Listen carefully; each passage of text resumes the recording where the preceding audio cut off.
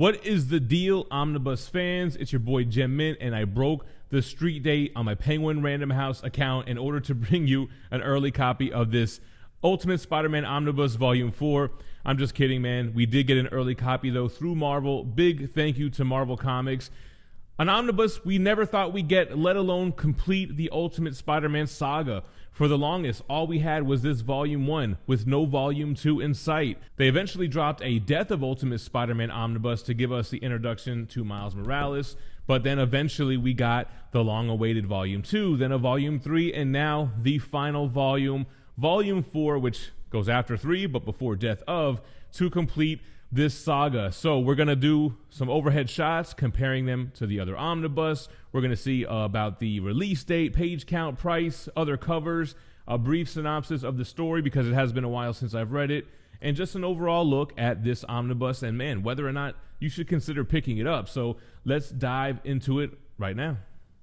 All right, so here is how all 5 Omnis look stacked up together. They did a good job of keeping the aesthetic with the 4 volumes that collect the main run, and then the Ultimate Death of Spider-Man has more of like how the other Ultimates omnibuses look, like the Hickman one, for example. So we're here to look at Volume 4, but let's just really quick take a look at all the dust jackets. So iconic, early, late Mark Bagley stuff is what I want to call it.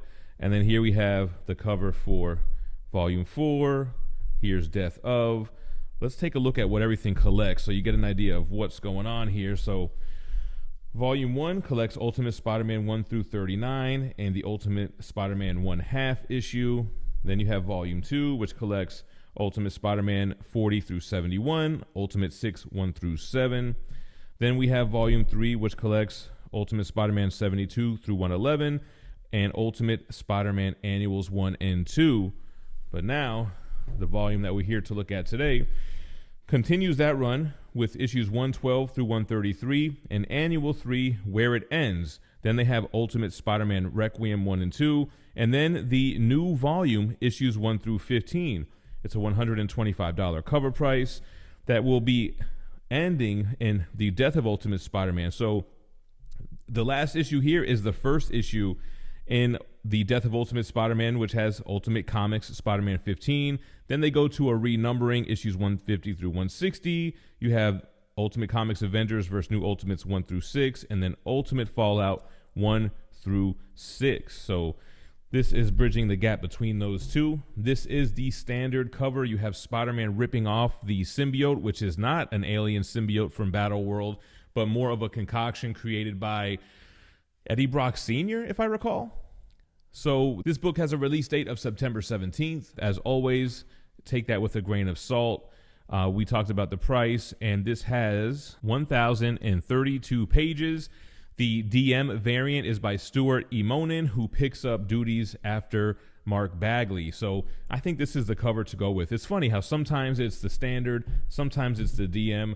This one, I like it because the cover feels more like the interior. It's the regular cover for issue right here, one of them on the back. If you're in the EU, check out comicsbugle.com. I have a lot of international viewers, and you guys are always asking me where you can get these Omnis. So Comics Bugle, it's discounted while they're in stock. You can use code GEMMINT to save $2. Recycled, bomb-proof packaging, fast shipping, free shipping if you're in the EU with no taxes or import fees. Bro, if you live in the EU, that's like a no-brainer.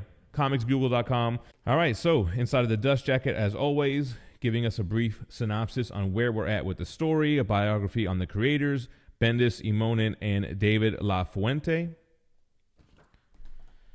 Then we have the graphics on the hardcover itself. This is from the re-volume, if I recall, and it is a nice wraparound cover. Yeah, that's right. So this is like the new supporting cast, Spider-Man with his clone, Spider-Girl. You have Johnny Storm.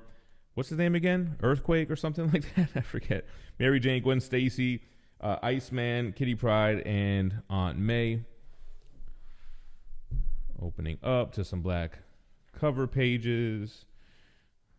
Nice cover page here. You got some nice artwork, your credits. You have an opening by Ralph Macchio, who is a longtime 35-year vet at Marvel Comics. as an editor. Here's a quick synopsis jumping into Ultimate Spider-Man 112, Death of a Goblin Part 1. So I do like how they give you the covers and the storyline that we're in. I think that's super helpful. So, honest opinions about this omnibus. I remember when it went to the new volume, when I was reading the oversized hardcovers, and to be 100% honest, I feel like this omnibus is a run filler, it's like a completionist. You're gonna get this because you have Ultimate Spider-Man 1 through 3, you have Death of, and you want to complete it. I felt like it was the weakest out of the Ultimate Spider-Man stuff, to be honest, although this Magneto does look dope. And I'm sure there's enjoyable stories. I just didn't like the tone shift. I guess it was after that Ultimate Requiem, and it almost felt like a reboot of sorts. And look, it only lasted 15 issues, so obviously it wasn't super successful and well received. But I do appreciate the fact that we now have the entire Ultimate Spider-Man run collected in omnibus format. We had those oversized hardcovers, which was a dope set as well, but they were also out of print, became very expensive for some volumes on the aftermarket. But I would still say to read it. I mean, read it so you have read it and make that decision for yourself.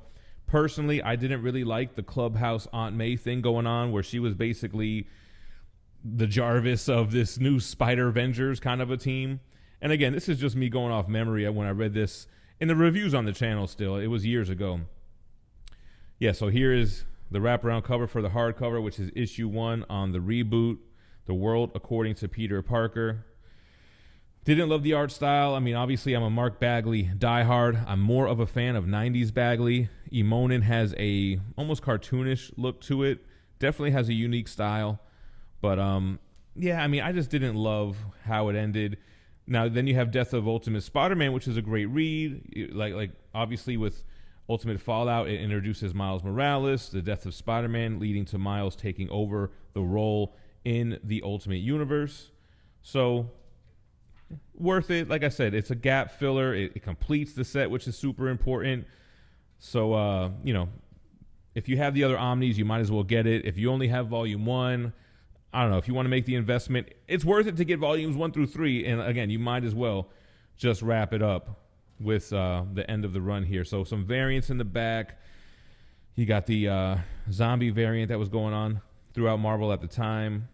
Mysterio. So the whole point of Ultimate Spider-Man, I guess I didn't really give a breakdown. It was intended to be Spider-Man for a new audience. So what did they say? A modern audience. It was basically, Spider-Man's origin was told during the 60s.